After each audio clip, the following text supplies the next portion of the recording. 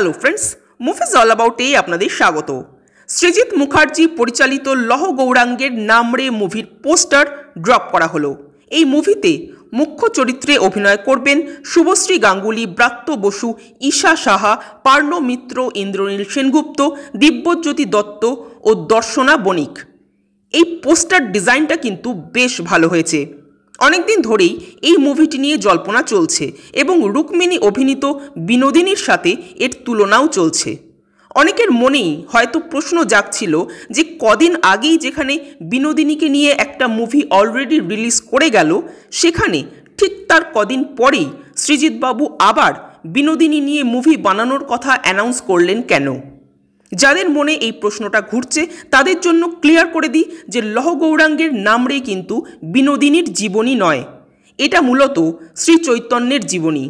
সেখানে বিনোদিনী দাসী গল্পের একটি পার্ট। এখানে 3টে সময়কালে মুভিটাকে তুলে ধরা হবে। প্রথমে চৈতন্যের জীবনী তুলে ধরা হবে, দ্বিতীয় সময়কালে বিনোদিনী দাসীকে দেখানো হবে যিনি চৈতন্য রূপে স্টেজে পারফর্ম করেছিলেন, এবং তৃতীয় সময়কাল মানে বর্তমান টাইমলাইন দেখানো হবে যেখানে রায় নামক একজন মহিলা চিত্র পরিচালক শ্রী চৈতন্য মহাপ্রভুকে নিয়ে সিনেমা বানাচ্ছেন। তো এই 3টে সময়কালকে একসাথে তুলে ধরবেন সৃজিত মুখার্জি।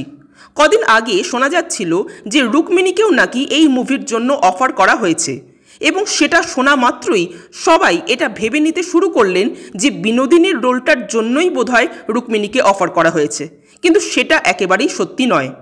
বর্তমান টাইমলাইনে রাই বলে যে মহিলা চিত্র পরিচালককে দেখানো হবে সেই চরিত্রটার জন্যই মূলত রুক্মিণীকে ভাবা হয়েছিল, কিন্তু এখন আর রুক্মিণী নয়, বরং এই রোলে আমরা দেখতে পাবো ঈশা সাহাকে।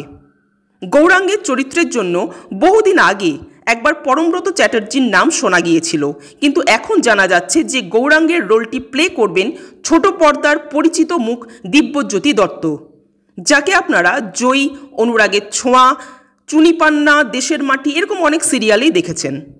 জুন মাসে রথের সময় মুভিটির শুটিং শুরু হবে এবং এই বছরই শীতকালে মুভিটি রিলিজ হতে চলেছে।